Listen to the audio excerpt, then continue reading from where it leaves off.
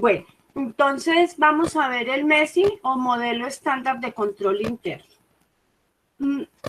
¿Por qué surge la idea en el sector público de implementar un modelo para hacer un control interno? Antes de la Constitución del 91, pues eso no estaba como contemplado. Yo entré al Distrito 5 en 1990, donde está ahora el Campus La Nubia, y allá nadie hablaba de control interno. Sí se intentaba implementar lo de los círculos de calidad y hacer algo como en ese sentido desde el punto de vista administrativo, pero como no era una obligación de ley, y en el sector público solamente se hace lo que diga la Constitución y la ley. Entonces, se hace, y si no se hace, pues también tiene su investigación el funcionario. Entonces, como no era una obligación, no había un interés por parte del director y de todos los integrantes del distrito por implementar este modelo. Solamente el director administrativo tenía interés en algo así.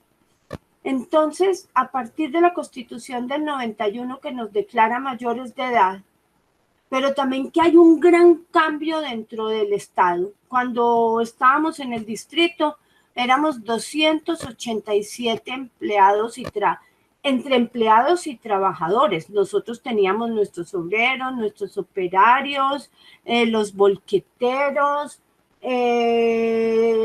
mecánicos, todo lo hacía el Estado. A partir de la Constitución del 91, el Estado, digamos, de alguna manera se redujo.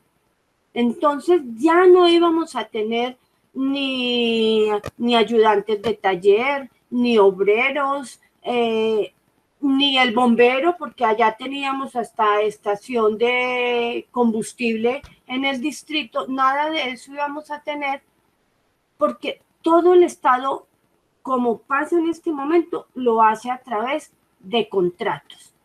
Entonces era un revolcón enorme, un cambio total, no solamente de la estructura del Estado, sino de la propia concepción de lo que era el trabajo y de lo que íbamos a hacer. Entonces, esto se da a partir de la Constitución del 91. Antes teníamos un control previo que lo ejercía la Contraloría General de la República. En cada dependencia había un escritorio para el delegado de la Contraloría. Todo lo que se hacía, la Contraloría lo estaba mirando. Y pasamos a algo que es el control posterior. Entonces, en el Instituto Nacional de Vías en Bogotá, hay una dependencia de la Contraloría, pero ellos no miran el hacer ahora, sino que den los contratos que se han ejecutado y que se han terminado. Claro que uno pensaría que por qué tiene que tener una entidad de control encima para verificar que uno haga lo que debe hacer. ¿Por qué nosotros no tenemos la honestidad para hacer las cosas bien desde el principio? Bueno, algunos dicen que es que hay que reducir la corrupción a sus justas proporciones. Eso dijo el expresidente Julio César Turbay. Creo que eso no debería ser así. Pero bueno, ¿cuándo aparece ese concepto de control interno? Entonces, la Constitución del 91, en el artículo primero, nos dice: Colombia es un Estado social de derecho. Porque antes había un Estado de derecho, pero no era social. Esa era la Constitución de 1886.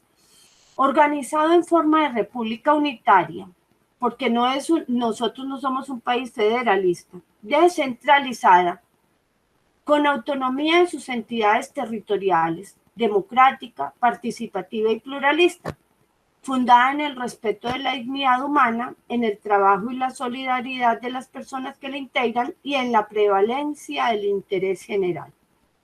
Cuando leemos este artículo primero, pues lo vemos como bastante utópico y nos damos cuenta que es mucho lo que nos falta para alcanzar Todo esto que el artículo primero contempla.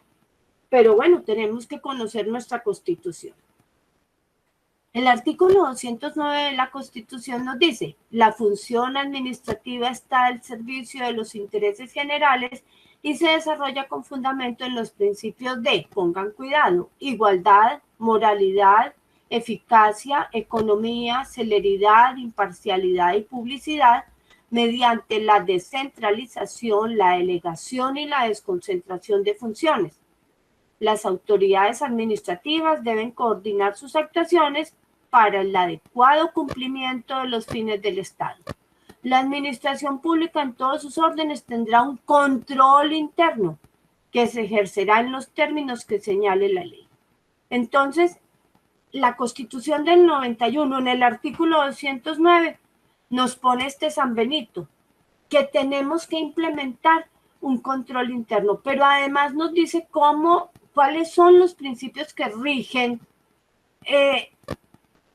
el quehacer de las entidades del Estado. Entonces, igualdad, moralidad, eficacia, economía, celeridad, imparcialidad y publicidad. Pues porque siempre dicen que los empleados públicos somos perezosos, lentos, que no trabajamos y que carecemos de estos valores. Bueno, eso no es así en todos los casos, como siempre suele suceder. El artículo 269 de la Constitución nos dice: en las entidades públicas, las autoridades correspondientes están obligadas a diseñar y aplicar, según la naturaleza de sus funciones, métodos y procedimientos de control interno, de conformidad con lo que disponga la ley, la cual podrá establecer excepciones y autorizar la contratación de dichos servicios con empresas privadas. Entonces, como nos cogieron a todos fuera de base, ¿qué dijeron? No, pues, si no saben cómo hacerlo, hay empresas privadas que saben qué hacer. ¿Por qué es tan importante el control interno? El control interno es en realidad un proceso administrativo que articula todo el sistema para el cumplimiento de la misión institucional. Y con esto que se logra cumplir los objetivos, y este es un plan de gestión de la entidad. ¿Y por qué necesitamos ese control interno? Ahora les decía, pero es que ¿por qué necesitamos que alguien esté encima o dándonos una zanahoria o un garrote? Pues porque esto es inherente a las actividades humanas. Siempre tenemos que estar controlando que todo se haga bien, pero también hay que controlar que la coordinación dentro de la entidad exista. ¿Y por qué? Porque la complejidad de los problemas de la administración requiere la articulación de tareas, procesos, programas, planes, estrategias. ¿Y quiénes deben garantizar esto? Los directivos, que tienen bajo su responsabilidad una entidad u una organización. Pero también nosotros tenemos unos organismos de control a los que debemos rendir cuenta. Entonces, dentro de lo penal tenemos la Fiscalía, dentro de lo fiscal la Contraloría, dentro de lo disciplinario la Procuraduría, en lo político el Congreso y la comunidad en general, es decir, el ciudadano. Los servidores públicos nos debemos a todas estos entes o estas instituciones que tenemos aquí relacionados. La ley 87 de 1993 establece las normas para el ejercicio del control interno, porque lo que está en la Constitución debe ser reglamentado, y eso ¿cómo se hace? A través de una ley. Entonces se piensa que una organización tiene como varios aspectos. Por un lado está la gestión, por el otro está el esquema de esa organización y por el otro lado hay que verificar que se cumpla con lo que la entidad se ha propuesto. Entonces, el artículo primero de la ley 87 nos dice: el control interno es un sistema integrado por el esquema de organización y el conjunto de planes, métodos, principios, normas, procedimientos y mecanismos de verificación y evaluación adoptados por una entidad con el fin de procurar que todas las actividades, operaciones y actuaciones, así como la administración de la información y los recursos, se realicen de acuerdo con las normas constitucionales y legales vigentes dentro de las políticas trazadas por la dirección y en atención a las metas o objetivos previstos. Quiere decir, cada organización, sea del Estado, sea la que sea, tiene unas metas y unos objetivos que cumplir. Pero miren que aquí se introduce algo que cuando yo ingresé al distrito, eso no estaba previsto. Y es que hay una información y unos recursos de los cuales yo debo dar cuenta. Eso antes no existía. Es más, la gente hacía consultas y muchas veces pues ni se le respondía. Ahora haga eso. Le pueden hasta poner una tutela. Entonces,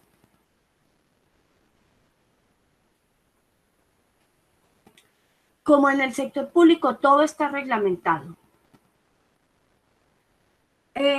surge o se establece una ley que es la ley 489 de 1998, que dicta normas sobre la organización y funcionamiento de las entidades del orden nacional. Entonces, en el capítulo 6 nos dice, el Sistema Nacional de Control Interno, artículo 27, se crea el Sistema Nacional de Control Interno, conformado por instituciones, instancias de participación, políticas, normas, procedimientos, recursos, planes, programas, la tecnología aplicable, porque aquí surgen estos sistemas de información, se hacen comunes los computadores, para ustedes los computadores y que exista la red y el chat y el WhatsApp. Eso es parte de la vida de ustedes. Cuando yo ingresé al distrito, en el distrito no había sino un computador. No había más. Entonces miren que todo, desde el año 90, tuvimos un desarrollo acelerado en el país, que hace que el Estado también tenga que modernizarse y tenga que tener en cuenta cosas que jamás había pensado.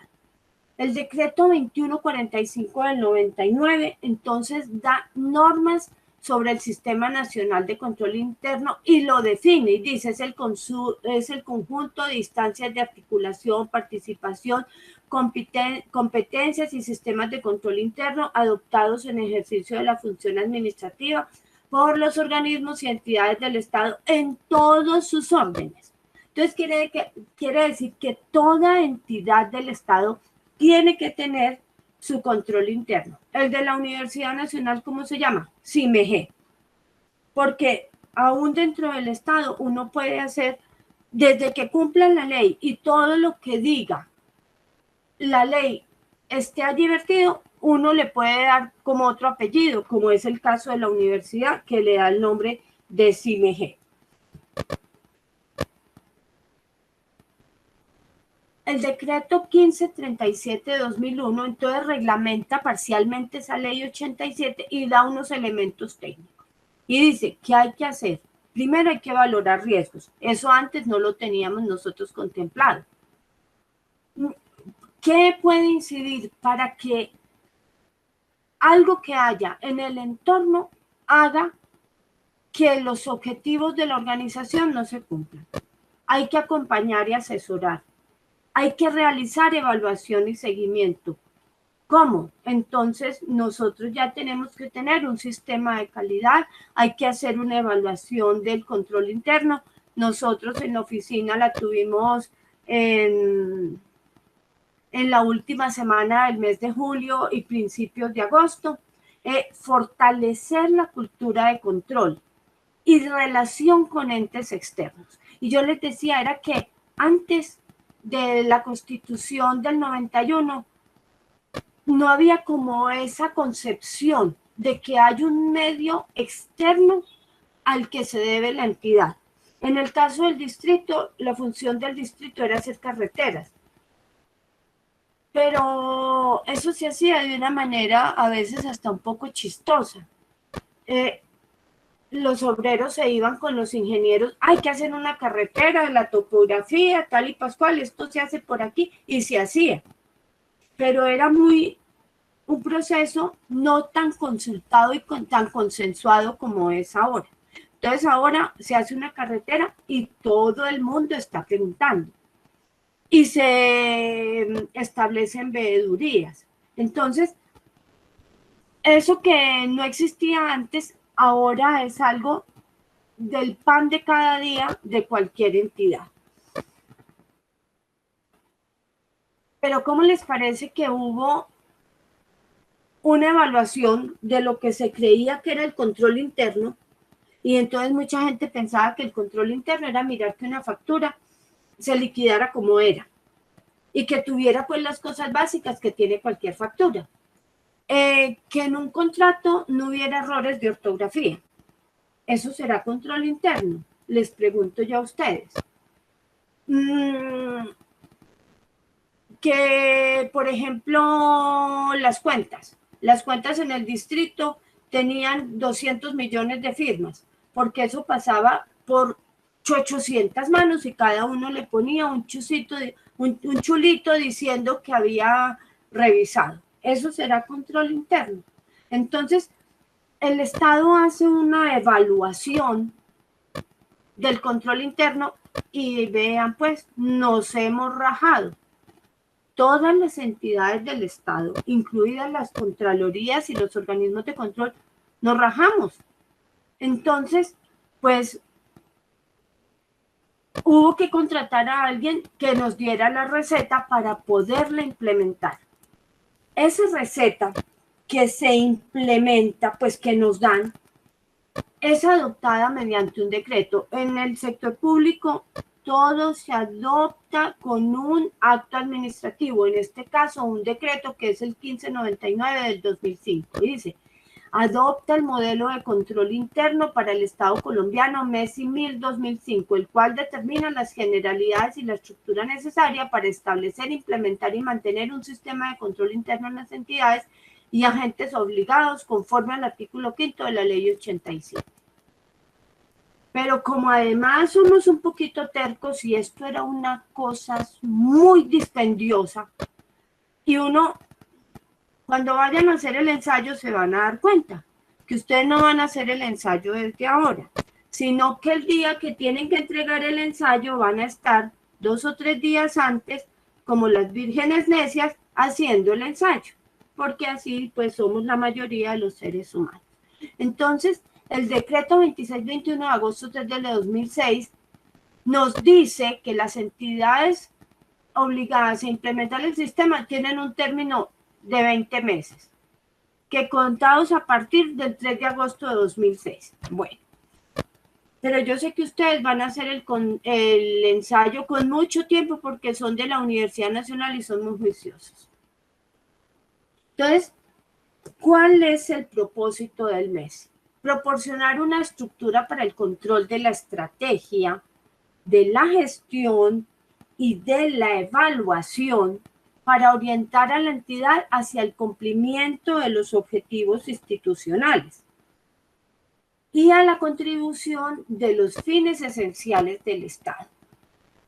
Cada entidad del sector público tiene algo que hacer.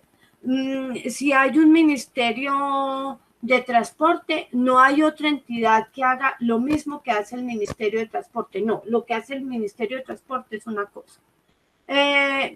Y les voy a hablar del sector del transporte, que es el que más conozco y en el que estoy. Entonces, el Instituto Nacional de Vías, ¿qué carreteras hace? Atiende la red no concesionada, porque hay otro ente que se llama la Agencia Nacional de Infraestructura, que se encarga de las vías concesionadas. No puede haber como un ente que duplique, que haya duplicidad de funciones con relación a otro en el Estado. Pero otra cosa que nos dice es que tenemos que implementar los sistemas de gestión de calidad. que se orienta a dirigir y evaluar el desempeño institucional en términos de calidad, de satisfacción social en la prestación de los servicios a cargo de la entidad. Entonces nosotros, además de implementar el MESI, que es como ver todo el desarrollo de la estructura, ver que lo que el instituto planea, que lo que hace y que lo que evalúa se cumpla, también tenemos que tener unas normas de calidad que hagan que nos den cierta certeza de que lo que estamos haciendo, lo estamos haciendo bien y que está sistematizado. Que no es que a mí me dé hoy por inventarme un formatico, un procedimiento o una norma para hacer algo, no. Todo tiene que estar estandarizado y todos tenemos que saber como para dónde vamos. Esto hace el sistema de calidad. Entonces, bueno, como les había dicho, que nos pelamos, que no fuimos capaces de implementar este modelo de control interno, pues hubo que contratar a los que sí sabían. ¿Quiénes eran estos? USAID, la Agencia de los Estados Unidos para el Desarrollo Internacional, Casals y Asociados, la Contaduría General de la Nación y la Universidad de AFIT. Entonces se establece un convenio interadministrativo que se llama General para la Ayuda Económica, Técnica y Afín y el programa Fortalecimiento de la Transparencia y la Rendición de Cuentas en Colombia. Vean que esto aparece con este modelo, eso de la transparencia y de la rendición de cuentas. Surge de la evaluación de estos modelos que vamos a desarrollar ahora. Entonces, por un lado está el sistema COSO de los Estados Unidos, Committee of Sponsoring Organization of the Treadway Commission. El COCO, que no es el que lo mate a uno de susto, sino el Criteria of Control Board de Canadá, el sistema de control interno del Estado en Canadá, y la Australian Control Criteria, la ACC, y en febrero de 2004 se publica esa primera versión o esa primera receta de lo que va a ser el control interno y el MESI. Entonces, ¿qué tiene el COSO? Entonces, el COSO pretende apoyar a la dirección en un mejor control de la organización, dando un estándar como fundamento para evaluar el control interno e identificar cuáles son las mejores prácticas. Se apoya en las premisas de la teoría general del sistema, la teoría de la contingencia, y abandona estos preceptos de Taylor y Fayol. Este modelo incluye algo que no teníamos antes, los riesgos internos y externos, los riesgos que están asociados al cambio, la planeación como un elemento para el control eficaz y la supervisión como un elemento fundamental. Entonces, aquí tenemos un ambiente de control, el environment. Entonces, el ambiente de control, la valoración del riesgo, actividades de control, monitoreo de información y comunicación. Entonces, estas ideas van para esa receta del MESI. En el modelo COCO, entonces, ayuda a la organización a perfeccionar el proceso de toma de decisiones a través de una mejor comprensión de lo que es el control, el riesgo y la dirección.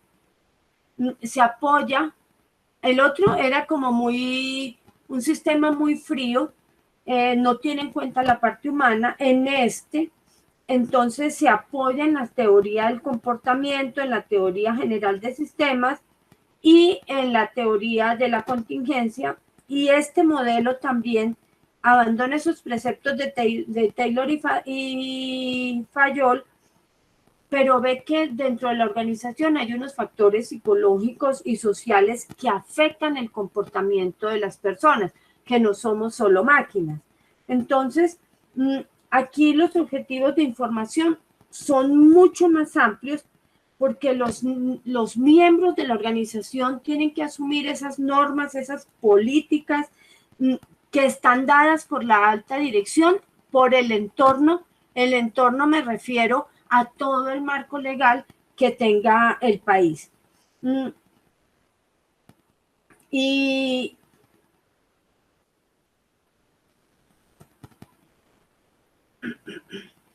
en este modelo es muy importante el compromiso de las personas.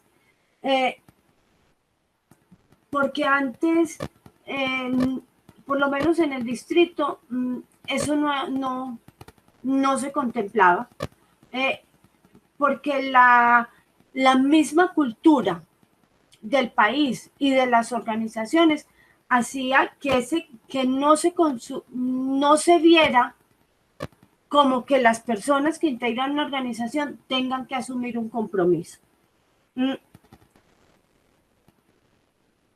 El modelo australiano entonces le da también mucha importancia a los trabajadores, pero también a otros grupos de interés. Quiere decir, tengo que tener en cuenta la comunidad, tengo que tener en cuenta el Estado, tengo que tener en cuenta otras organizaciones, que no era claro antes de la Constitución del 91 y de la adopción de todos estos modelos. Y aquí se resalta algo bien interesante y es el autocontrol. Eso que yo ejerzo sobre mi trabajo, pero que además repercute en la confianza mutua.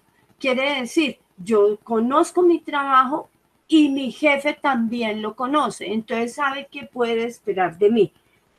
Y miren que eso antes, pues, no, la gente o hacía o lo sancionaban. El modelo anterior era un modelo muy autoritario.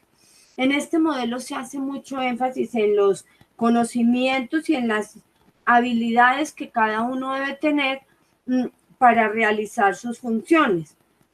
Y se busca siempre una mejora continua en la toma de decisiones. Entonces, si antes las personas llegaban a través de un concurso, que no siempre era lo más evaluativo, vieran ahora un concurso del Estado. Eso es pues casi que hay que ser Albert Einstein para pasar un concurso. Son exámenes muy difíciles para poder ingresar al sector público, porque lo que se busca es que tengamos las mejores personas. Entonces, dentro de este modelo australiano se busca conocer el contexto en el que se mueve la organización, identificar los riesgos, analizarlos, evaluarlos, tratarlos, además de monitorear y revisar y comunicar y consultar, que no era algo muy relevante antes. No existían todos estos medios de información y de difusión que tenemos en la actualidad. Entonces, estas son las entidades en Estados Unidos que continuamente están haciendo una evaluación de las organizaciones del Estado norteamericano para estar en continua mejora. Y nos dicen, dedicadas a proporcionar liderazgo de pensamiento a través de la creación de marcos y orientación sobre la gestión del riesgo empresarial, el control interno y la disuasión del fraude. Aquí en Colombia lo vemos esto un poquito complicado. Y aquí tenemos los principios del COSO: demostrar compromiso con la integridad y los valores éticos, ejercer la responsabilidad de la supervisión, establecer estructura, autoridad y responsabilidad, demostrar compromiso con la competencia, cumplir con la rendición de cuentas, establecer unos objetivos específicos que sean adecuados, identificar y analizar los riesgos, evaluar riesgos de fraude significativos, seleccionar y desarrollar actividades de control, establecer controles generales de tecnologías de la información, desplegar a través de políticas y procedimientos, usar información relevante, comunicar internamente, externamente, realizar evaluación continua, evaluar y comunicar las deficiencias. Entonces, se espera que toda organización sea muy transparente en todo lo que está desarrollando. Pero resulta que una vez, Ave María, establecido la receta que les voy a decir ahora, se ve que en muchas entidades, pues claro, era obligatorio hacerlo. Hasta la alcaldía más pequeña tenía que tener su MESI. Entonces ese modelo se actualizó con el decreto 943 del 21 de mayo de 2014, que actualiza este modelo de control interno y digamos que de alguna manera lo simplifica porque todo el soporte anterior ya estaba implementado y da pues también un tiempo para desarrollar. Entonces dentro de la gestión pública o de la administración pública tenemos unas herramientas. Entonces, por un lado está el decreto 2482 de 2012, que es el Sistema de Desarrollo Administrativo, que nos habla del mejoramiento permanente y planeado para la buena gestión y uso de recursos. El decreto 948 de 2012 nos habla del sistema de control interno, donde se busca fortalecer la acción de las organizaciones y facilitar la gestión y evitar la duplicidad de funciones y de procesos dentro de la entidad. Y por el otro, la norma de gestión de calidad que nos permite evaluar ese desempeño institucional en términos de calidad, satisfacción social en la prestación de los servicios. Todo esto es marcado dentro de ¿qué? Del proceso administrativo, del planear, que es el control de planeación, del hacer, que es la gestión, del verificar, que es el módulo de evaluación, y el actuar, que es ese seguimiento. Dentro de la auditoría de control interno que tuvimos, como les comenté, a finales de julio, entonces todo este proceso que vemos aquí lo desarrollamos. Y en este momento tenemos ya que implementar los planes de mejoramiento para los procesos que nosotros debemos fortalecer. Entonces el control interno, eso es un sistema, pero a veces no nos damos cuenta de qué es un sistema.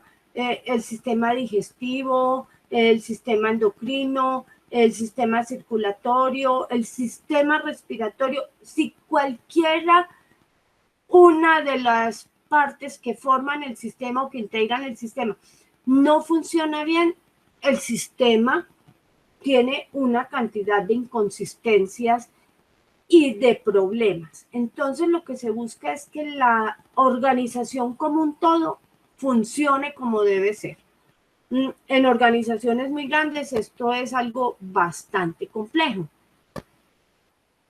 Y aquí les pongo una orquesta, porque si alguno se desafina y toca mal, la obra, por hermosa que sea, y puede ser una tocata y fuga de Bach, no va a sonar igual si alguien está desafinado. Entonces lo que se busca es que la organización funcione bien como un todo. Entonces el propósito del MESI es el control de la estrategia, el de la evaluación y de la gestión, y proporciona una estructura para orientar la entidad hacia el cumplimiento de los objetivos institucionales y a la contribución de los fines esenciales del Estado. En el caso del Instituto Nacional de Vías, ya vamos a ver qué es, que no es solamente hacer carreteras.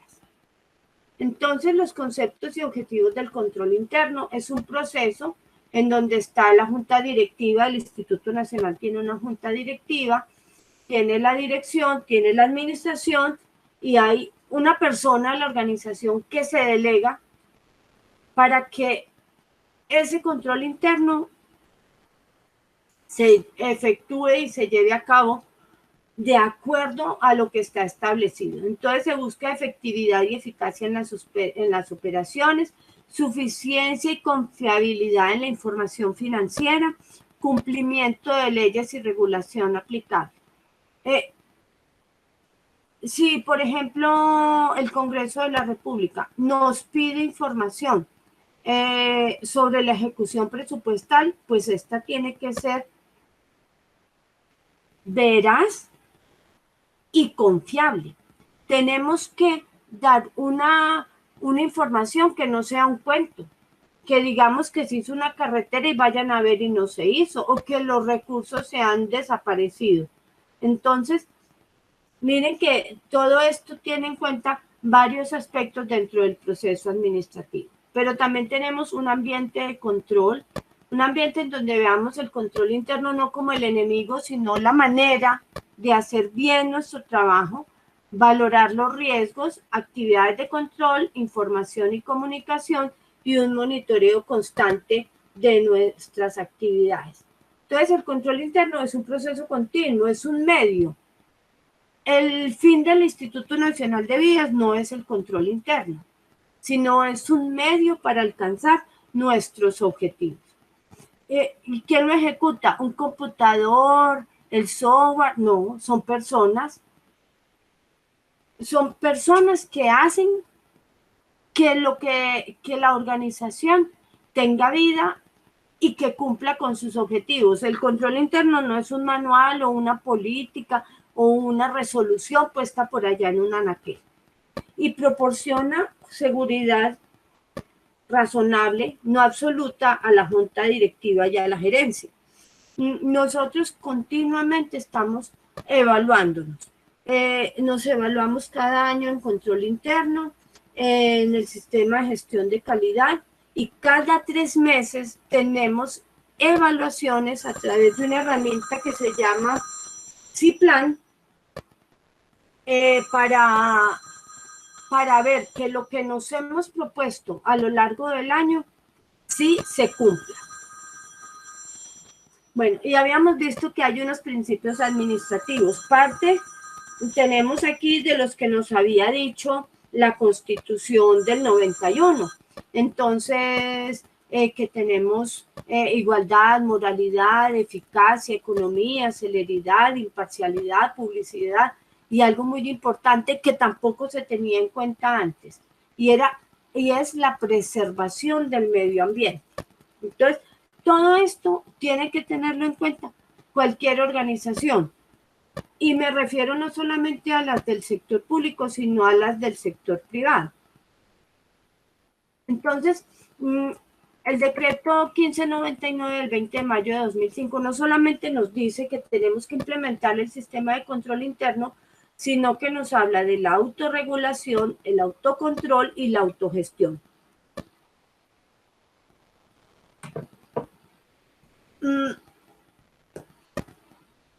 Este autocontrol, estos principios como de la autorregulación, nos dice que es la capacidad para reglamentar con base en la Constitución y las leyes los asuntos propios de la función y definir aquellas normas, políticas y procedimientos que le permitan la coordinación efectiva y transparente de sus acciones. ¿Y cómo se hace esto? Pues con la promulgación de valores, principios y conductas éticas fundamentales dentro del servicio público. Definir un modelo de operación que armonice leyes y normas pertinentes, pues que tengan que ver con su fin y con los sistemas, los procesos y las actividades que cada uno tiene dentro de la organización. Y también hay que establecer unas políticas, normas y controles para evitar o minimizar las causas y los efectos de los riesgos que puedan afectar el logro de los objetivos.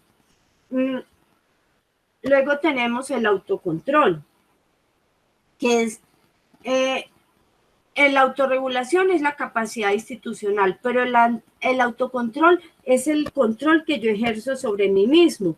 Es la capacidad de cada funcionario, independientemente del nivel en el nivel jerárquico en el que se encuentre, de evaluar su trabajo, detectar desviaciones, efectuar correctivos y mejoras, pedir ayuda cuando uno lo considere necesario, de tal manera que la ejecución de los procesos, actividades y tareas bajo su responsabilidad se ejecuten dentro de una función administrativa transparente y eficaz, porque no quiere decir que no las sepamos todas, algunas veces necesitamos ayuda de otros.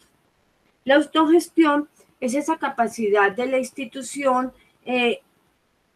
para coordinar las acciones requeridas para cumplir con esos mandatos institucionales. Entonces, ¿esto qué exige? Comprender por parte de la entidad y de los servidores públicos las competencias y funciones que tenemos asignadas dentro de la Constitución y la ley. Yo no me puedo extralimitar, ni la entidad como tal se puede extralimitar en sus funciones. El ejercicio del autocontrol hace parte o debe ser ejercido por todos los servidores públicos. Hay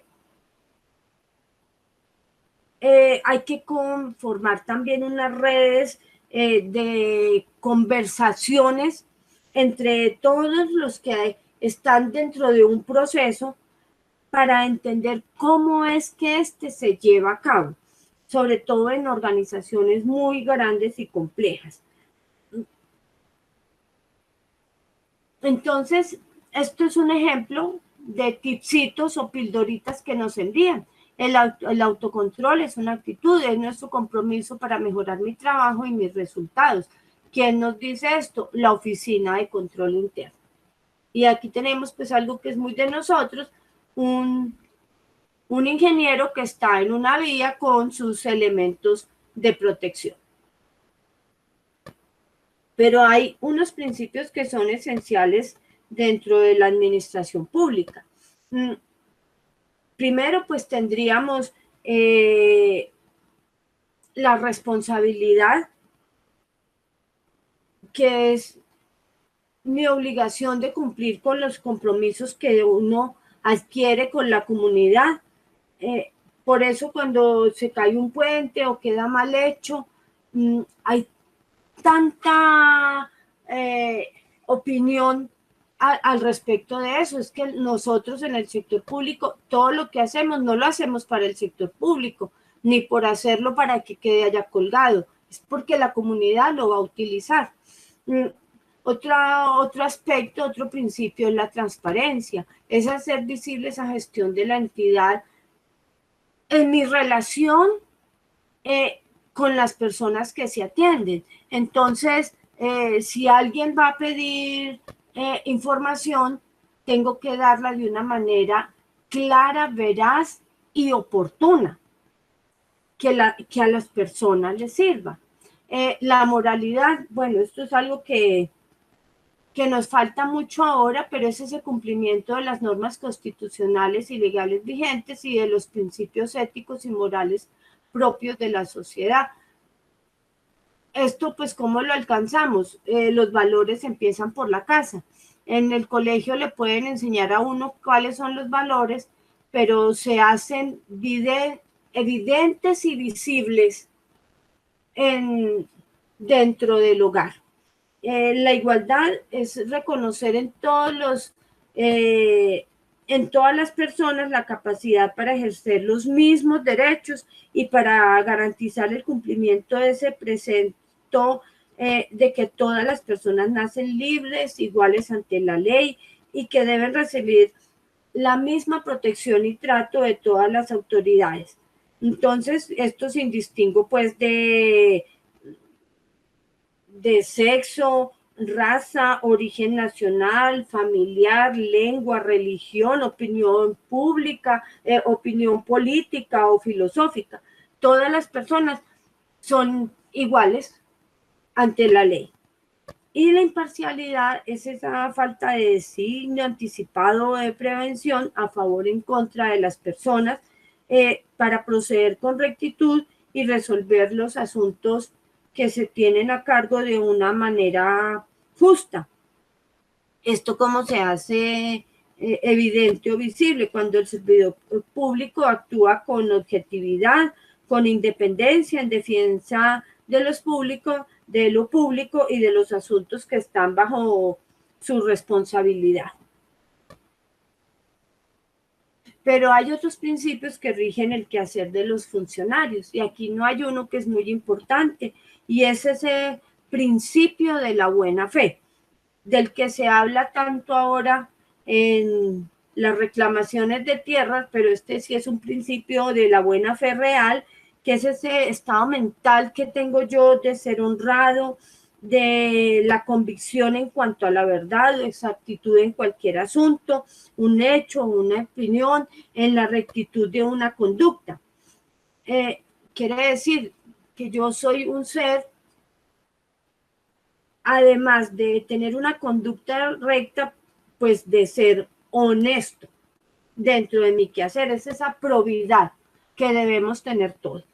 Luego tenemos la eficiencia, que implica en el velar porque en igualdad de condiciones de calidad y oportunidad, la entidad pública obtenga la máxima productividad de los recursos asignados y confiados para el logro de sus propósitos. La eficacia es el grado de consecución o impacto de los resultados. Se miden todas las actividades en las tareas y especialmente al concluir un proceso, un proyecto, un programa. Entonces, si vemos que hemos pavimentado unas placahuellas, que se han hecho unas obras de arte, que se han tramitado unos permisos y que lo hemos hecho con celeridad, con transparencia, entonces en eso es que vemos esa eficacia de la entidad.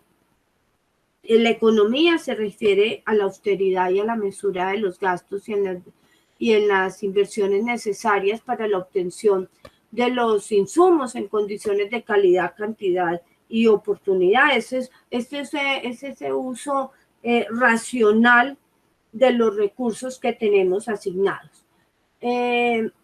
La celeridad es esa prontitud, rapidez en el actuar, en ser dinámicos, en ser ágiles, para desarrollar un proceso, para tomar decisiones y para garantizar que los resultados que se van a obtener pues sean los esperados y sean los mejores y los oportunos.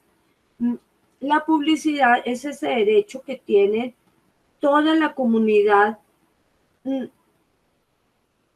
de conocer y de tener un pleno acceso a la información, a los actos administrativos que tenga la entidad. Y la preservación del medio ambiente es no solamente el acatamiento de las normas, sino en coordinar las actuaciones necesarias para el adecuado funcionamiento y para que todas las funciones que se desarrollen estén siempre con la preservación del medio ambiente como un foco o como un norte. Tanto es así que en este momento el instituto está empeñado en un programa que se llama Las Carreteras Verdes, que lo que haga la entidad tenga el menor impacto dentro del sitio donde se van a desarrollar las obras. Pero siempre tenemos que tener en cuenta que dentro de una organización no trabajamos por funciones. Quiere decir, no es que yo estoy encargado aquí de poner un sello o de recibir este papel. No, todo lo que nosotros hacemos es parte como de una gran cadena. Entonces, por eso aquí tenemos ríos, montañas y todo eso que nos muestra que Colombia es un país que está interconectado por sus ríos y por toda su topografía. Entonces, esto lo que quiere representar es que la organización, a pesar de que tenga una cantidad de partes, en realidad funciona como un todo. Entonces, ¿qué se requiere para implementar el control interno? Entonces, primero que todo, un compromiso de la alta dirección. Si el director general no está comprometido, nadie va a lograr nada. Porque ¿quién va a darnos los recursos, el tiempo, la capacitación? Hay un compromiso de la entidad con el control interno. hay una capacidad de ver el control interno como un mecanismo de autoprotección. No es que hay tan canzones, véalos, como se inventan de cosas, no, es que todo lo que yo hago dentro de la organización esté bien hecho. ¿Para qué? Pues para que hagamos lo que tenemos que hacer de la mejor manera. El convencimiento de toda la organización, disposición de recursos físicos, económicos, tecnológicos, de infraestructura, de talento humano. Otro, el conocimiento del modelo de control interno, y si uno no lo conoce, pues necesita la capacitación, determinar roles y responsabilidades dentro de cada uno de este proceso de implementación del MESI, designar un equipo de control interno y el mantenimiento y la mejora continua del modelo. Entonces, esta es la gran receta. Miren todo lo que hay que tener en cuenta para implementar el sistema de control interno. Entonces tenemos primero 3 subsistemas que son el control estratégico, el control de la gestión y el control de la evaluación. Y luego tenemos unos componentes dentro de los que cada uno se van como agrupando.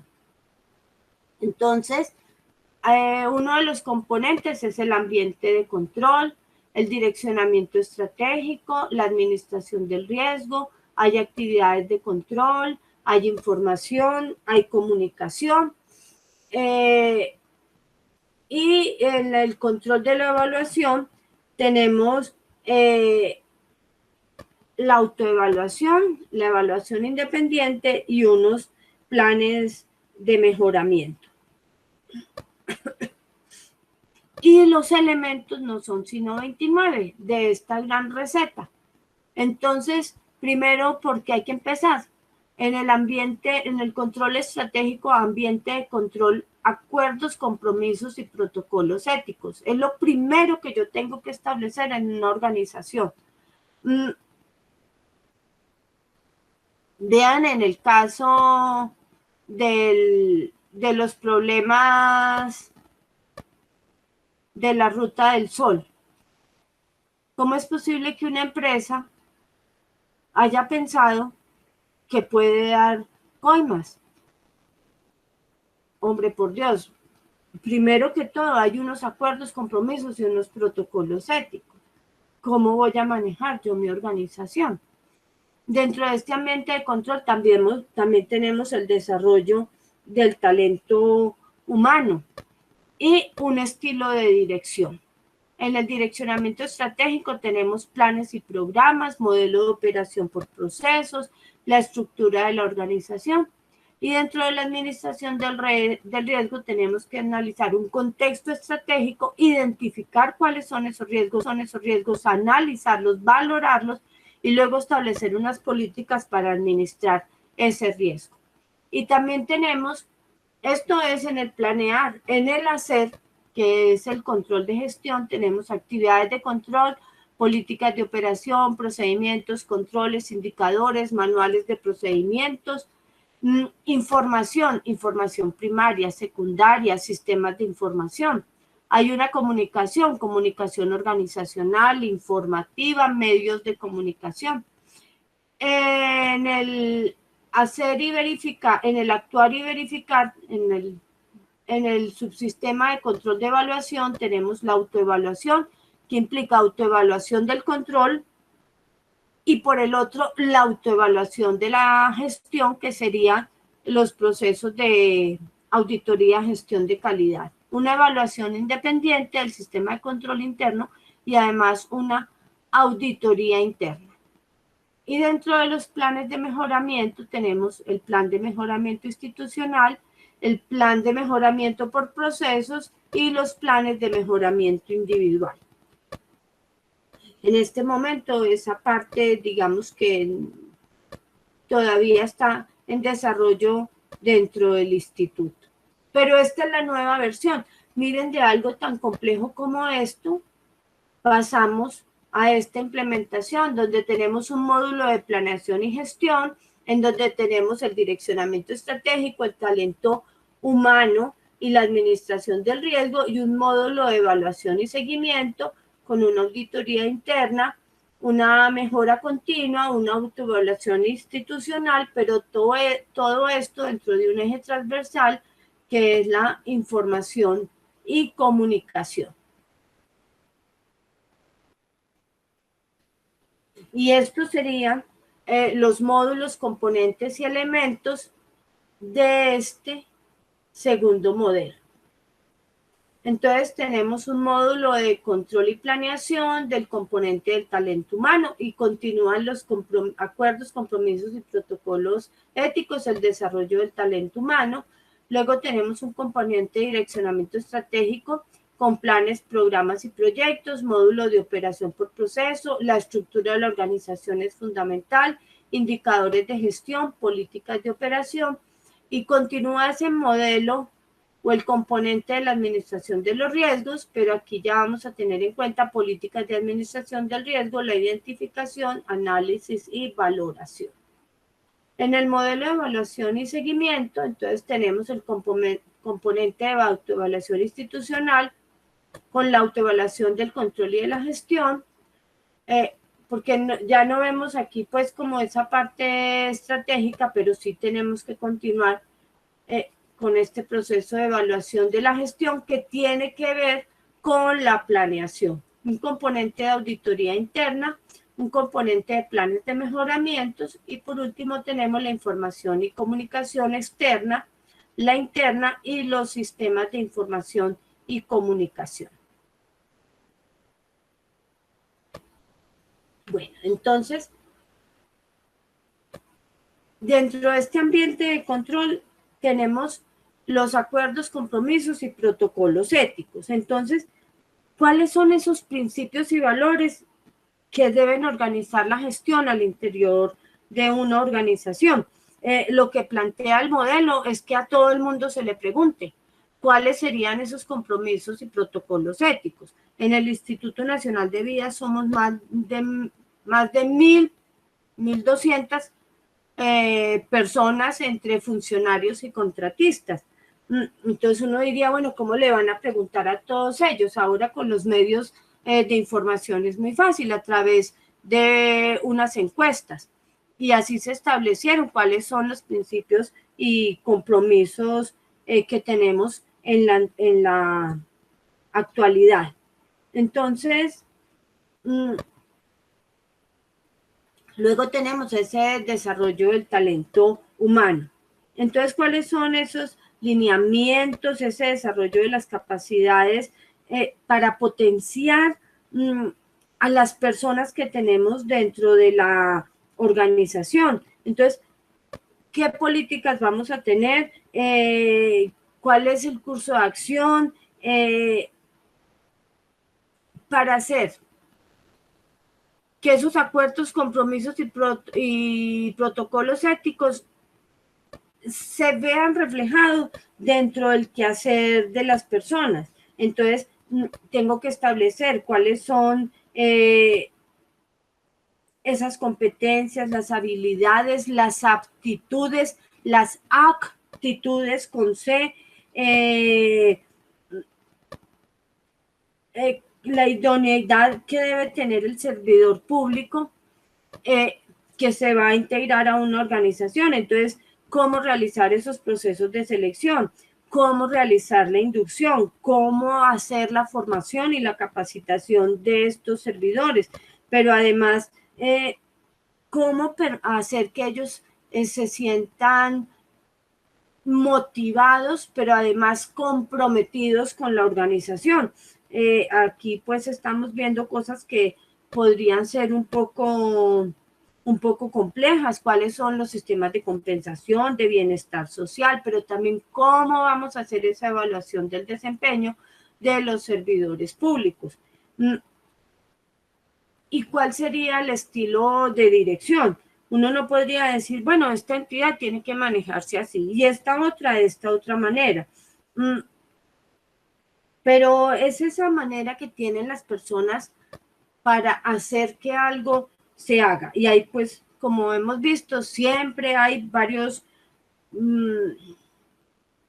varias maneras en que las personas actúan. Hay unos que son autoritarios, que pueden ser groseros, muchas veces irrespetuosos. Pensaríamos que ese no es el mejor estilo de dirección, pero hay otros que son muy paternalistas, entonces muchas veces no consiguen los objetivos porque son demasiado bonachones, diríamos nosotros. Entonces, ¿cómo tener ese justo medio entre no ser muy autoritario, pero tampoco tan paternalista para alcanzar los objetivos que yo me he propuesto y al mismo tiempo pues ser justo y tratar con respeto a las personas, pero para tenerlas motivadas para que hagan lo que ellas deben hacer? No siempre esos estilos autoritarios, groseros e irrespetuosos pues son los mejores, aunque muchas personas pues los utilizan. Vamos a ver el direccionamiento estratégico, planes y programas. Entonces, esto es como toda la formulación estratégica, aquí tenemos que tener en cuenta las normas, cuál es la función constitucional de la entidad, cuál es su marco legal dentro del Estado, cuáles son los propósitos, los objetivos, las estrategias, cuáles son los planes que debe realizar. En el caso del Instituto Nacional de Vías, pues lo nuestro son, como su nombre lo indica, las vías, pero también esa seguridad de las obras que nosotros estamos haciendo. Quiero decir, no que sí se vaya a hacer, sino cómo lo que se utilice dentro de las carreteras aporte a la seguridad de los ciudadanos, a los usuarios de las vías. Entonces, dentro de estos planes y programas nos indica, es un curso de acción que tiene que seguir la entidad a través de una secuencia ordenada de acciones. Los programas ordenan las acciones necesarias para alcanzar los objetivos principales del plan. Los proyectos concretan las metas y los objetivos que tienen los programas, y las políticas son guías o reglas que nos demarcan o que nos dan un límite de las acciones que están dentro de los planes y programas. Nosotros en el instituto tenemos un aplicativo que se llama Ciplan, y todo lo que se va a hacer durante un año va dentro de estos proyectos. ¿Y esto dentro de qué está enmarcado? De lo que diga la presidencia de la República. Entonces no es que nosotros pues nos vamos a inventar allí algo, sino que el quehacer de las entidades del Estado está enmarcado dentro de lo que tiene establecido de lo que ha establecido el presidente dentro de su programa de gobierno. Luego encontramos la estructura organizacional. Entonces esta es como una manera de integrar y configurar los cargos, las funciones, las relaciones, los niveles, las responsabilidades y la autoridad para dirigir y ejecutar los procesos y actividades que están definidas para la entidad pública de acuerdo a su misión constitucional. Entonces, les voy a mostrar aquí. Bueno, en este caso, pues, que es un código de ética y valores, nos dice que es un documento que plasma las normas ideales de comportamiento sobre las que descansa la cultura de la institución, como un modo de vida integrado de lo que el grupo es, quiere y debe ser, representado en los valores y principios que forman parte de la identidad colectiva, que redundarán en una convivencia gratificante. Entonces, dentro del Instituto Nacional de Vías, como toda entidad oficial, estos códigos de ética se adoptan mediante una resolución. Entonces nos dice, ¿por qué hay que tener un código de ética y valores? Dice, el sentido de ética merece destacarse como un pilar fundamental de la institución y como un factor determinante percibido y tenido en cuenta por el interés general. Por tal razón, conscientes de la responsabilidad social que nos corresponde como servidores públicos, en la construcción de una cultura ética debemos observar los valores y principios, adelantando las acciones necesarias para asegurar su difusión, apropiación y cumplimiento entre mis compañeros de trabajo. Esto es algo que trabaja semanalmente el Instituto Nacional de Vías, en reforzar los valores institucionales que tiene establecidos para nosotros. Entonces, nosotros tenemos unos principios, que es un compromiso social, una valoración personal, una orientación al servicio, una coordinación, innovación, gestión por resultados, un mejoramiento continuo. Pero los valores de los servidores, ¿cuáles son? La cooperación, esa capacidad o esa actitud para participar activamente en la consecución de los propósitos que tiene el instituto, la honestidad, la decisión para mantenerse dentro de unos parámetros de comportamiento ético, un respeto para entender las diferencias de actitudes y puntos de vista de los otros, responsabilidad es saber que lo que yo hago repercute no solamente en mi trabajo, sino en las acciones y decisiones de otros y de la organización en su conjunto. Y en esta no tengo la de la justicia, pues que es como darle a cada uno lo que corresponde. Tenemos también una misión que ha cambiado a lo largo del tiempo. Entonces, es garantizar a la sociedad la construcción, el mejoramiento y mantenimiento de la infraestructura vial no concesionada a cargo de la entidad, contribuyendo así al desarrollo sostenible y a la integración del país de una red eficiente, cómoda y segura. Pero en la actualidad la misión es ejecutar políticas, estrategias, planes, programas y proyectos de infraestructura de la red vial, carretera, férrea, fluvial y marítima, de acuerdo con los lineamientos dados por el Gobierno Nacional. Quiere decir que la misión y las visiones cambian a lo largo del tiempo. Miren que en la anterior decía que ser para el año 2019 y la nueva dice para el 2030 el INVIA será reconocido por su liderazgo en la ejecución de infraestructura vial con procesos de innovación tecnológica y un enfoque descentralizado que favorece la articulación del transporte intermodal, la conectividad entre centros de producción y de consumo para la generación de redes productivas y la integración regional y territorial en el país, porque ahora se habla de nodos y de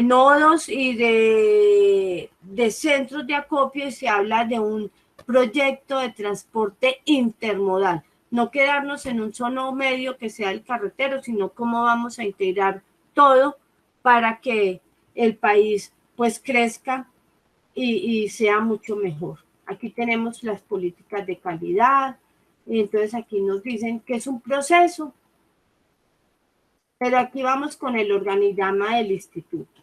Entonces, tenemos un consejo directivo, una dirección general, y en el modelo anterior teníamos la oficina asesora de planeación, la oficina asesora jurídica, la oficina de control interno y una oficina de prevención y atención de emergencias que dependía de la dirección general porque teníamos unas emergencias impresionantemente terribles. Entonces, y luego tenemos dos aspectos. Como verán, la parte técnica es muy relevante en el instituto. Entonces tenemos una Secretaría General Técnica de la cual dependían la Subdirección de Apoyo Técnico, la Subdirección de Medio Ambiente y Gestión Social, la Subdirección de la Red Nacional de Carreteras, la Subdirección Marítima y Fluvial, la Subdirección de la Red Terciaria y Férrea y las 26 direcciones territoriales que eran los distritos número 5 que tenía el anterior Ministerio de Obras Públicas y Transporte. Y la parte administrativa que dependía de la Secretaría General Administrativa con la Subdirección Administrativa y la Subdirección Financiera. Vemos que lo técnico es más pesa mucho más. Pero esta es la actual estructura organizacional del instituto. Entonces, tenemos el mismo consejo directivo, la dirección general, tenemos la oficina asesora de planeación, la oficina asesora jurídica, pero ya no tenemos la oficina de atención de emergencias, sino la oficina de control interno. Pues por lo importante que son dentro de la organización, porque para nosotros lo jurídico pesa mucho. ¿Por qué? Por los procesos de contratación que tenemos, pero además por las demandas a las que se ve enfrentado el Estado constantemente. Y por el otro lado, esta oficina de planeación que hace que esos planes que tiene el gobierno nacional se puedan desarrollar y ejecutar por el Instituto Nacional de Vías. Y lo otro es esa oficina de control interno, que vean el peso que tiene, que depende directamente de la dirección general. Entonces quiere decir que el control interno es algo que es muy relevante para nosotros. Pero miren cómo ha cambiado la estructura. Por un lado tenemos la dirección técnica, entonces ya no tenemos la subdirección de apoyo técnico, sino que ahora se llama la subdirección de estudios e innovación. ¿Qué se busca en la subdirección de estudios e innovación? No solamente tramitar permisos, sino investigar cuáles son las mejores maneras de tener vías seguras. ¿Cómo? Cómo debe ser la señalización, cómo deben ser las obras de arte, los estilos de las barandas, todo lo que tenga que ver con ese mobiliario, digámoslo así, de las carreteras, cómo estos elementos que están en la vía brindan una mejor seguridad a las personas que transitan por ellas. Luego tenemos la subdirección de medio ambiente y gestión social. Esto es muy importante para nosotros. ¿Por qué? Porque el instituto realiza unos proyectos muy grandes. En estos días vamos a inaugurar el túnel de la línea. Entonces, cualquier proyecto nuestro, la mayoría de los proyectos tienen licencias ambientales, pero además hay que comprar los predios. Hay que realizar todo eso de gestión del área social y predial, pues porque no podemos hacer las obras mientras no tengamos estos predios, pero tampoco los podemos hacer mientras no tengamos las licencias. Entonces vean cómo todo esto se va interrelacionando. Y luego tenemos, que la teníamos por aquí, la Oficina de Prevención y Atención de Emergencias, ahora se llama Subdirección de Prevención y Atención de Emergencias, porque seguimos teniendo emergencias, pero ya no son del peso que teníamos antes. Digamos, de alguna manera hemos domado la topografía, lo que no quiere decir pues que no sigamos teniendo emergencias. Luego tenemos una dirección operativa. Vean que antes nosotros teníamos, era una Secretaría General Técnica, y ahora tenemos una dirección técnica, pero una dirección operativa.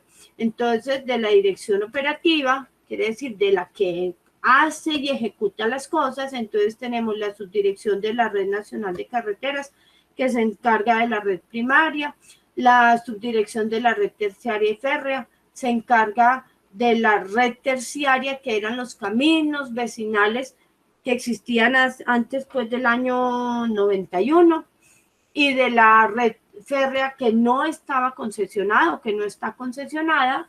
Luego, con todos estos cambios, tenemos también una subdirección marítima y fluvial, porque tenemos puertos en ríos y en mares. Recordemos que tenemos 2 océanos, así a veces eso se nos pase por alto.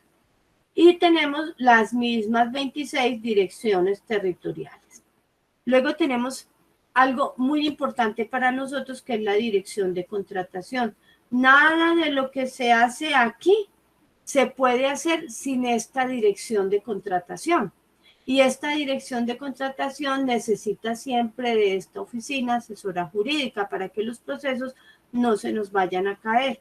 Entonces, miren que se va volviendo muy relevante para nosotros esta dirección de contratación. Y luego, pues como seguimos teniendo una parte administrativa, entonces tenemos la Secretaría General con su subdirección administrativa y su subdirección financiera. Y de este dependen una cantidad de otras dependencias menores.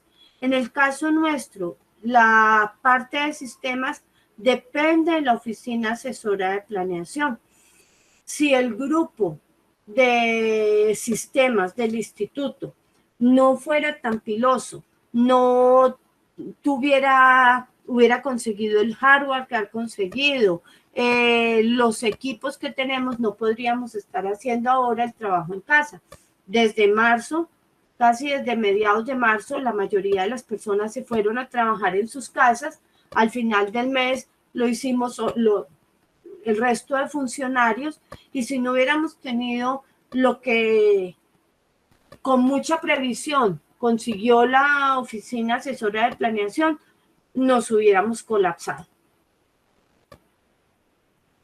Este es el mapa de procesos o la cadena de valor anterior. En esta teníamos un entorno estratégico con la planeación institucional y gestión presupuestal, que para nosotros esto es muy importante. Hay unos sistemas de gestión, evaluación y seguimiento, y unos mencionales para nuestros clientes, que son la Presidencia, el Departamento Nacional de Planeación, el Ministerio de Transporte, el Ministerio de Hacienda y Crédito Público, el Ministerio de Medio Ambiente, Vivienda y Territorio, el Congreso, los entes de control, alcaldes, gobernadores y entes territoriales. Y la nuez o la almendra, lo más importante para nosotros era la contratación. Como hacíamos contratación, la supervisión, ejecución y seguimiento, y la administración y regulación técnica de la infraestructura, pues para responderle a todos estos, y había una parte de apoyo que era la atención al ciudadano, el talento humano, el soporte informático, la gestión financiera, la gestión administrativa y el apoyo jurídico. Esta era nuestra anterior cadena de valor, pero esta es la nueva, un poquito más compleja. Entonces, tenemos una parte estratégica con una planeación institucional y gestión presupuestal, una gestión de las tecnologías de la información y comunicaciones. Miren que antes era esto de apoyo y ya se nos convirtió en algo tan relevante que está dentro de lo estratégico. ¿Por qué? Porque procesos de contratación y todo lo que nosotros hemos podido hacer durante este tiempo lo hacemos a través de estas tecnologías de la información, y así igualmente las personas que son nuestros usuarios se han comunicado con nosotros. Luego tenemos unos misionales que son la gestión de la innovación y reglamentación técnica de la infraestructura, la gestión del riesgo vial, que siempre lo queremos minimizar, la gestión social y ambiental en proyectos de infraestructura. Esto para nosotros es fundamental para poder hacer las obras que el gobierno y la entidad se han propuesto, una gestión de la infraestructura vial, pero todo esto ¿en qué se ve reflejado? En una reglamentación técnica, en proyectos que sean sostenibles, en que tengamos una infraestructura vial bien bonita y bien segura, y también nosotros ofrecemos asesoría técnica e información a otras entidades. Y tenemos en la parte de apoyo, entonces, una gestión del talento humano, porque todo esto sería muy lindo, pero en últimas, los que hacen que todo esto funcione son estas personas que estamos acá. Hay una administración de bienes y servicios, porque como verán, tenemos una sede, pero además 26 territoriales y una cantidad de elementos mobiliarios, equipos, para cumplir con toda nuestra función. Y hay un control financiero y contable fundamental y básico, una gestión legal, y miren cómo será de complicado esto, y defensa judicial, porque el Estado continuamente se ve afectado por demandas, entonces tenemos que tener una buena asesoría jurídica. Y lo otro, que sin esto, la gestión contractual, todo lo otro no, no se verificaría. Y tenemos esa evaluación, la evaluación y seguimiento de todos nuestros procesos. Pero ¿esto para quién va? ¿A quiénes queremos tener contentos? Vean cómo pesa ahora. La ciudadanía está primero, los gremios, las entidades territoriales, la comunidad académica y las entidades gubernamentales, porque de todas maneras el instituto hay muchas cosas que las hace con el apoyo de universidades como la Nacional o como otras universidades del sector privado.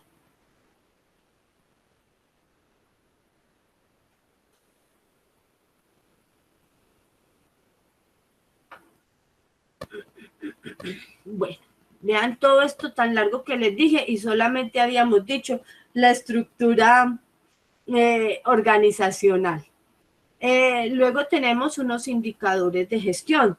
Entonces, ¿cómo podemos nosotros saber que lo que estamos haciendo sí es relevante? ¿Cómo podemos medirlo? ¿Cómo podemos nosotros saber que sí estamos logrando pues nuestro cometido? Entonces, para eso tenemos estos indicadores de gestión que se evalúan a través de un aplicativo que se llama Ciplan. Nosotros desde principio de año formulamos unos planes de acción y unos planes operativos. Entonces, toda la gestión de la entidad, de los grandes procesos, ese es el plan de acción anual. Pero también esas tareas menores, como más desglosadas, las hacemos por el sistema, vea pues, se me fue la paloma. Por el plan de procesos, pues, nuestro. Entonces, cada una de nuestras actividades, ¿cuántos kilómetros de carreteras vamos a pavimentar? ¿Cuántos kilómetros de dobles calzadas vamos a construir? ¿Cuántos puentes se van a construir? ¿Cuántos puentes a cuántos puentes se les va a hacer mantenimiento? ¿Cuántas socializaciones con la comunidad se van a hacer de los proyectos? Esto dentro de la transparencia y dentro de la visibilidad de todo lo que debemos hacer, pero también al interior. Y para evaluar a cada funcionario, cuántos permisos de utilización de la zona de carretera se van a tramitar, porque ustedes pensarán que las personas van en la carretera y que la carretera no es de nadie, no, la carretera es del Instituto Nacional de Vías. Entonces, si alguien va a hacer un acceso a una finca, tiene que pedirnos permiso a nosotros, porque no puede hacer eso de cualquier manera. Si alguien va a hacer un movimiento de tierras, tiene que pedir permiso, primero que todo, al Instituto Nacional de Vías para que esto se haga con seguridad. Luego tenemos las políticas de operación. Entonces, ¿cómo vamos a hacer nosotros pues todas nuestras obras? ¿Cuáles son esas políticas?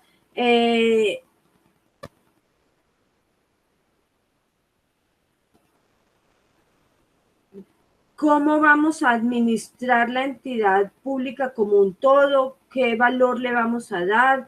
¿Cómo vamos a trabajar por comités, como por procesos? ¿Cómo vamos a enfrentar o a centrar nuestros esfuerzos para atender a todos los grupos de interés? ¿Cómo vamos a abrirnos al entorno? Quiere decir, para que todas las personas puedan comunicarse con nosotros. ¿Esto cómo lo vamos a hacer? ¿Cómo vamos a identificar estos macroprocesos? ¿Cómo vamos a desconcentrar las funciones dentro de la entidad? esto es un poquito difícil, pues porque, por ejemplo, en el caso de una territorial, nosotros no tenemos la plata ahí en la caja fuerte, sino que nosotros necesitamos que de planta central pues nos den los recursos para hacer las obras que hay que emprender. Entonces, esto es como un todo organizado, digámoslo así. Luego tenemos ese componente de administración del riesgo.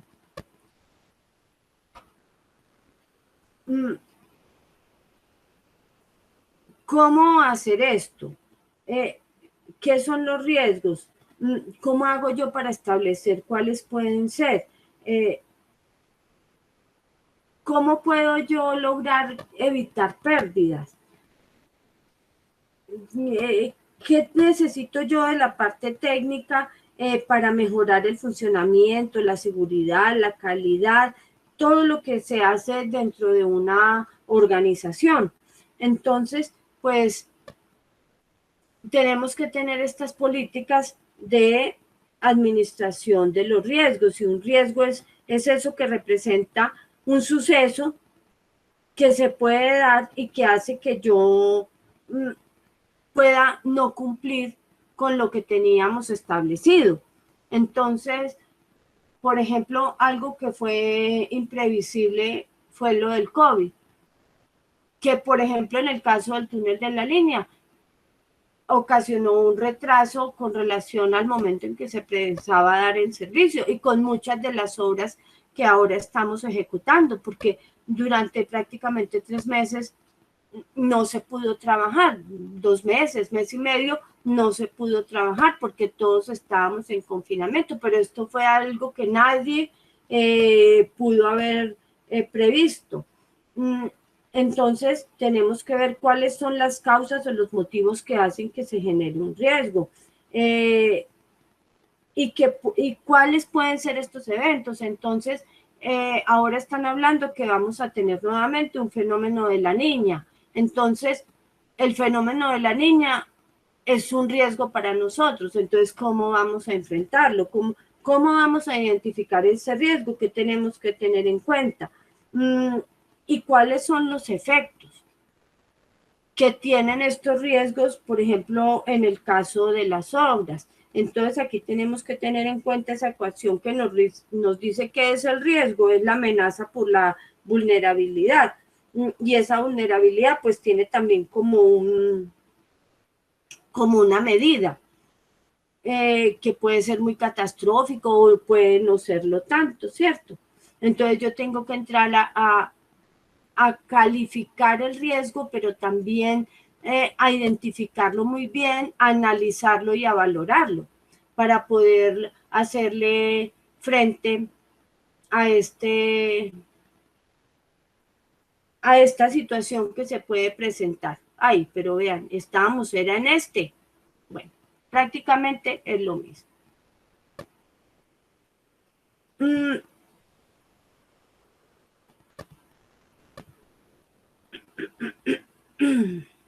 Bueno, luego tenemos unas actividades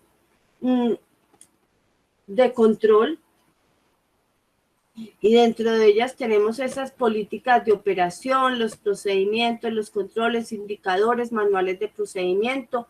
En esto el instituto tuvo que trabajar muchísimo para establecer cuáles eran los procedimientos. La mayoría, todos nuestros procedimientos están establecidos en un aplicativo que se llama CAWAC, pero cada una de las cosas que hace el instituto tiene un manual de procedimientos. Si yo quiero saber cómo se hace un permiso de utilización de la zona de carretera, miro el procedimiento. Si yo quiero saber cómo se hace un arqueo de caja, miro el procedimiento. Si quiero saber cómo implementar un proceso de contratación, tengo el procedimiento. Si se va a hacer un proceso coactivo por un pago de una valorización, ahí está el procedimiento. Y los controles, tenemos miles de formatos para establecer estos controles.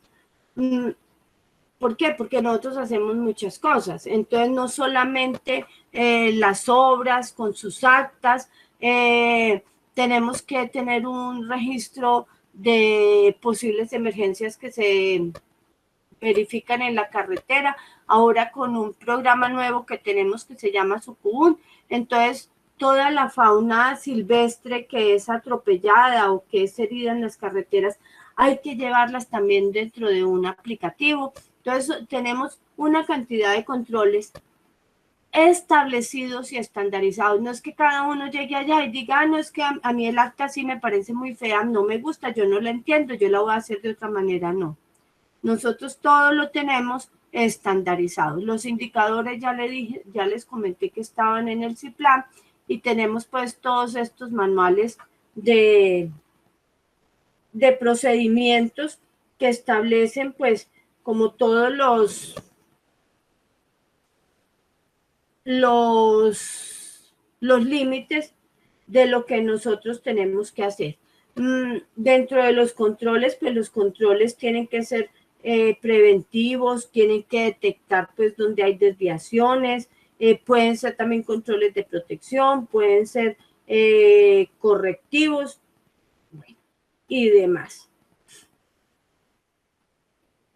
Y vamos a algo que es muy importante, que es todo lo que tiene que ver con la información. En este momento, para nosotros el trabajo en casa fue muy fácil. ¿Por qué?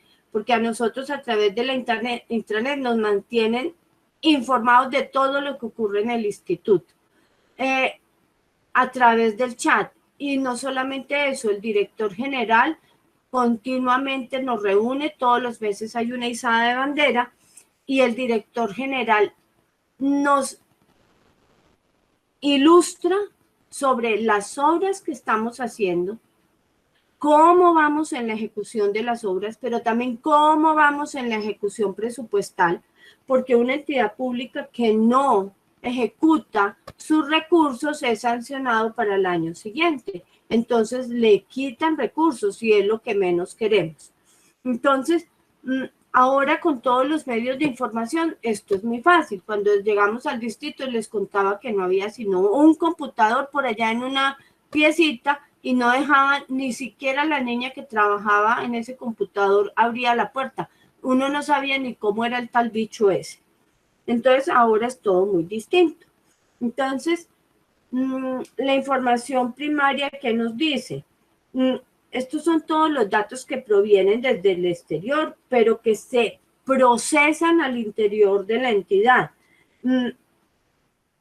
Entonces hay unos entornos, un entorno que es el inmediato, en el que la entidad tiene que estar en permanente contacto con la comunidad, los proveedores, los contratistas, las entidades reguladoras, las fuentes de financiación, las otras organizaciones, en el caso nuestro, pues otras que dependemos también del Ministerio de Transporte, como la Agencia Nacional de Infraestructura, como la Aeronáutica Civil, bueno, como todos otros, pero hay también otro entorno lejano, que no están en tanta relación directa con nosotros, pero que tienen también mucho que ver, ese ambiente político, las tendencias sociales, las variables económicas, el avance tecnológico.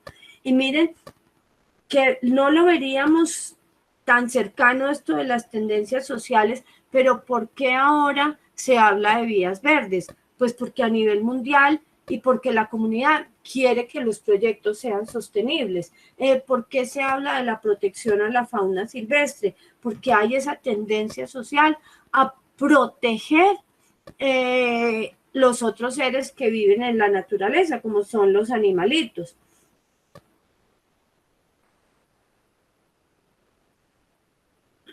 Ay.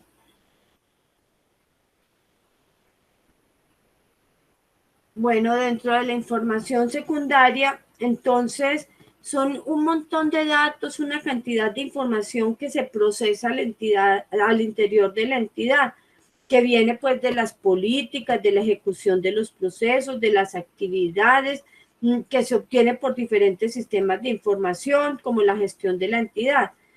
Hay que garantizar el registro oportuno, exacto y confiable para traducirla en reportes necesarios para la divulgación. y para la realización efectiva y eficiente de las operaciones, para tomar decisiones, para permitir que esto sea divulgado a otros medios de interés. Entonces, aquí podríamos tener en cuenta una información que puede ser la formal, que es por la operación propia de la entidad, pero otra que es informal, que va pues a través de la experiencia o de la interacción de unos con otros, o como dirían algunos, a través de los chismecitos. Sin embargo, esa información secundaria es muy importante.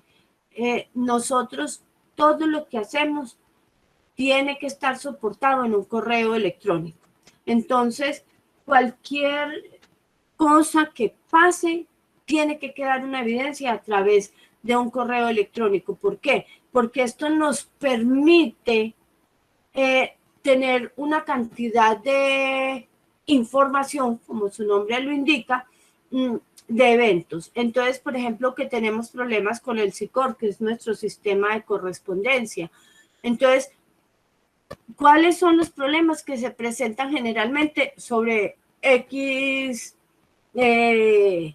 problema en el SICOR o con el IQUAL, que es nuestro sistema de quejas y reclamos, o por ejemplo, una persona está incapacitada y hay que reportarlo, y de eso se llevan estadísticas. Entonces, todo esto permite tomar acciones al interior de la entidad.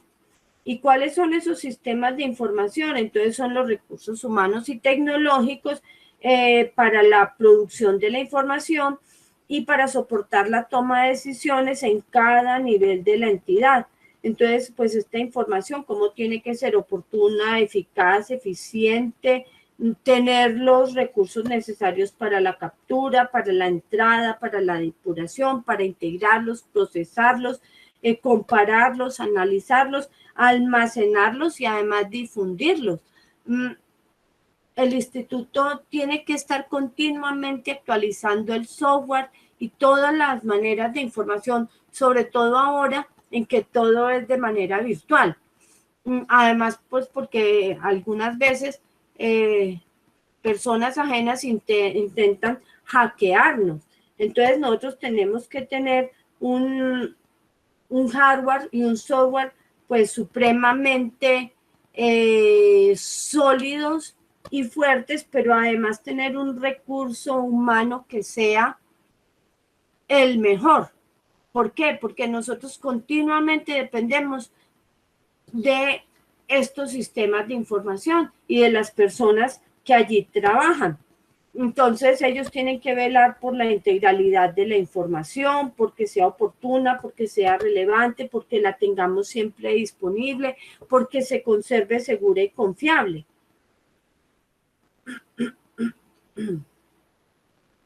Bueno, luego tenemos el otro componente que es de comunicación. Hay una comunicación organizacional que es como toda esa red o ese entramado de relaciones humanas que se establecen entre todos los miembros de la comunidad interna y que posibilita que las políticas como la información puedan diseminarse a todos los miembros. Entonces, desde los más altos hasta los más bajos, cómo se van a difundir los objetivos, las estrategias, los planes, los programas. En este momento estamos, por ejemplo, en un cambio de todo lo que es el manejo de la información, de los archivos. Entonces, ¿cómo podemos hacer eso si no podemos ir a un curso? Entonces, pues para eso tenemos ya por Google Meet o por Teams, nos reunimos y estamos al tanto pues de todas lo que se va a hacer dentro de la entidad. Entonces, pues tenemos que ver que la comunicación, el grupo de comunicaciones, pues tiene que ser un grupo como muy proactivo, porque hay una comunicación que puede ser pasiva y entonces que a uno no le resulte relevante. Entonces esta comunicación tiene que llegarnos a nosotros de una buena manera. No puede ser una comunicación agresiva, pues porque pues esto iría en contra pues de los objetivos de la organización. Y por el otro lado, la comunicación siempre debe ser asertiva, que sea verdadera, donde uno pueda expresar los sentimientos, las opiniones, las creencias, pero pues con todo el respeto y también con la honestidad, pues que el caso lo amerita. Y hay aquí otra parte que es esta comunicación informativa y que son todos estos mecanismos para que la ciudadanía participe en la gestión pública. Y aquí tenemos también la rendición de cuentas. Entonces, ¿cómo le facilitamos a las personas en general que puedan comunicarse con nosotros? ¿Cómo pueden ellos hacerlo de una manera fácil, amigable, asertiva, y cómo también nosotros debemos responderles de la forma más rápida y más y veraz y oportuna?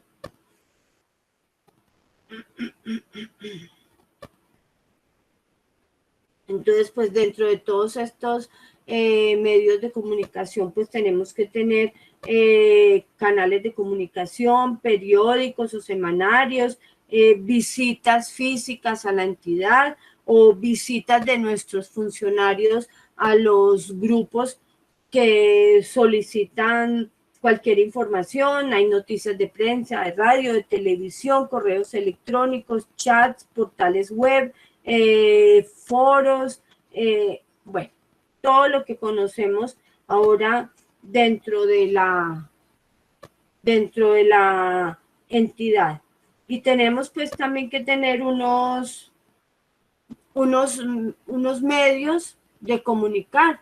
Entonces, el software, el hardware, todos estos medios de comunicación, y voy a mostrarles aquí algunos de los que tenemos en el instituto.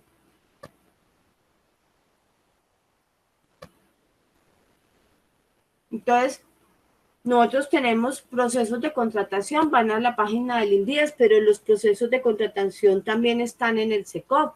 Tenemos el SIF, que es el Sistema de Información Financiero. SAI, que es el software de almacenes e inventarios. El SAE, que son los elementos de consumo. El SICOR es el sistema de correspondencia. Por aquí entra todo y por aquí se responde todo. El CICO es un sistema de contratos. Todos los contratos que se hacen en el Instituto Nacional de Vía deben estar en CICO con todos sus documentos soportes. Invicajero es el sistema por el cual a nosotros pues nos pagan la nómina y vemos pues qué es lo que nos están liquidando, las vacaciones que tenemos, los cursos que hemos hecho, la dirección de cada uno, todo eso está en este aplicativo. El CIPLAN es el sistema de planeación. Todo lo que vamos a hacer a lo largo de un año está aquí reflejado, pero también por aquí nos evalúan a nosotros. Entonces, como una manera más objetiva de evaluar a un funcionario sería a través de lo que hace. Entonces, ¿cómo verificar esto? A través del CIPLAN. El CILOG es el sistema logístico. Nosotros tenemos muchos vehículos y como tenemos tantos vehículos, pues tenemos que cuidarlos, tanquearlos, hacerles los mantenimientos preventivos, correctivos y de mejora. Entonces todo esto va por el sistema logístico. El ICUAL es el sistema de quejas, reclamos, denuncias y demás. El CAGUAC es todo donde va nuestro sistema de calidad, una resolución, un formato, un proceso, un procedimiento, un instructivo, de cualquiera uno de nuestros procesos. donde lo buscamos en CAGUAC. Y el SECOP es el sistema electrónico de contratación pública, que no es del instituto, pero que el instituto sí debe todo lo que hace el instituto en materia de contratación, tiene que reflejarlo en el SECOP. Ustedes verán en las noticias que muchas personas, pues, son investigadas porque no montan los procesos de contratación en el SICOP. El SICOP es un proceso, es un software muy bueno porque le da un poco de más, le da transparencia a los procesos de contratación. Y dificulta que haya colusión. Colusión es ponerse de acuerdo para manipular procesos de contratación, aunque algunos pues logran ingeniárselas para hacer toda clase de fechorías. Bueno, en el control de la evaluación pues tenemos la autoevaluación. Es ese mecanismo que establece la efectividad del sistema de control de la gestión de la entidad a través de todos los componentes pues, que le son inherentes. Entonces, por medio de la autoevaluación se hace un diagnóstico del estado de la entidad y permite que uno tenga una mayor conciencia sobre lo que está haciendo y facilita ese desarrollo posterior de los planes de mejoramiento y que surjan pues durante el proceso y uno ve pues si cumplió o no cumplió, cuáles son las deficiencias que tiene. Es como una autoconfesión.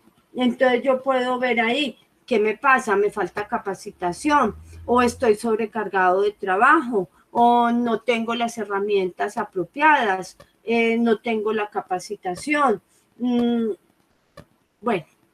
todo esto sale a través de estas auditorías y de estas evaluaciones. Pero, ¿qué tuvo que hacer el instituto? Formar evaluadores de control interno, porque como veíamos antes, nosotros eso no lo teníamos incorporados pues dentro de lo que teníamos que hacer de la entidad. Entonces hubo que capacitar y designar unos recursos para poder formar el personal, pero además para hacerlo no con la visión de sancionar al funcionario, que es muchas veces lo que piensan algunos evaluadores, que es que lo van a castigar a uno. No, estamos dentro de un proceso para ser mejores, para evitar estos malos procedimientos dentro de la entidad. Entonces, que no veamos al grupo auditor como el enemigo, sino como las personas que nos va a ayudar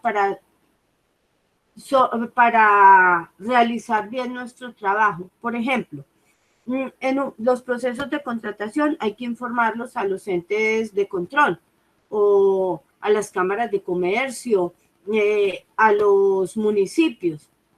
Y una vez se olvidó hacer eso, pues a partir de que un proceso, un contrato no se había informado, les cuento que jamás se nos volvió a olvidar que había que hacer eso. Además, pues porque es una obligación de ley.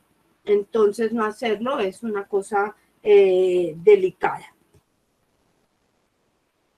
Entonces, también tenemos aquí las evaluaciones independientes. Esto da pues como mucha seguridad a la alta dirección en pensar que es que no es que el funcionario auditor, claro, como es funcionario de la entidad, entonces que se pueda creer que va a haber como por amiguismo o algo, se va a omitir algo dentro de la auditoría y hará que no se tomen los correctivos del caso. Entonces, la evaluación independiente pues siempre nos da un poco más de seguridad, pero además permite que certifiquemos nuestros procesos. El instituto ha hecho un esfuerzo muy grande para certificar algunos de los procesos, pero que ya pues esto no tiene cabida, porque con el cambio de la estructura, entonces mucho de esto que se había logrado, pues ya no tiene como función dentro de lo que estamos haciendo dentro de nuestra nueva estructura organizacional. Aunque todo eso pues suma en desarrollo y en beneficio pues de la entidad. Entonces, dentro de estas auditorías se hacen auditorías de la organización, de la gestión y de los resultados. Entonces, dentro de las auditorías se evalúan el CIPLAN, se evalúa la organización. Entonces, si hemos dicho pues que necesitamos soporte o que estamos sobrecargados de trabajo, entonces que queden estas evidencias. Se hacen auditoría a los sistemas de información, se hacen auditorías financieras, se hacen unas especiales. Estas especiales las hace normalmente la Contraloría General de la República a unos ciertos tipos de contratos, sobre todo cuando se suscriben convenios interadministrativos. Entonces se hacen auditorías especiales, o cuando hay alguna denuncia de algún servidor público, de algún ciudadano, entonces se hace este tipo de auditorías especiales. Hay otras auditorías de seguimiento, pues para que veamos que si estamos haciendo pues las cosas como está establecido.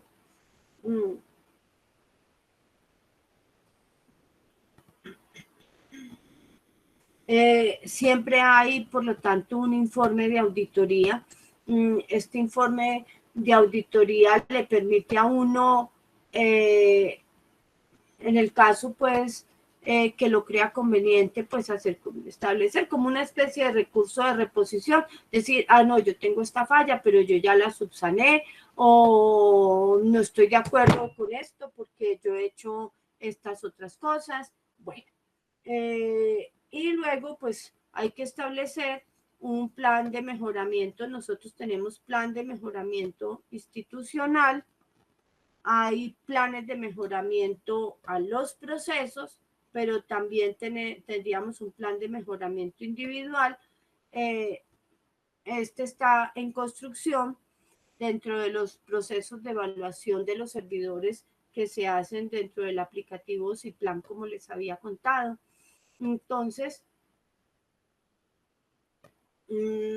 estos planes de mejoramiento hay que estar continuamente haciéndoles el seguimiento, presentando los informes a control interno, y ellos normalmente en cualquier momento pues le pueden pedir a uno el seguimiento al plan de mejoramiento con sus evidencias, y generalmente una vez al año pues nos hacen esas evaluaciones del el seguimiento a los planes de mejoramiento que hemos desarrollado. Afortunadamente este año no tuvimos sino 2 cositas para mejorar, pero que implican harto trabajo, no crean. Bueno, entonces, miren que toda esta receta tan larga, si uno logra tener esto dentro de su organización, ya implementar esto es mucho más fácil. Esto es algo, pasamos de 29 elementos a 13 elementos.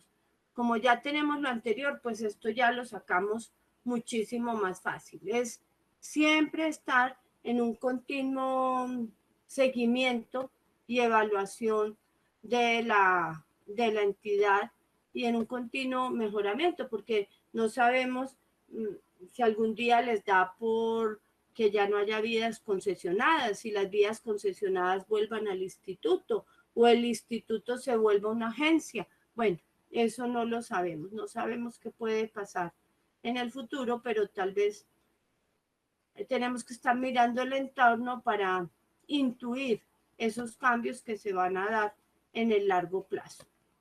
Entonces,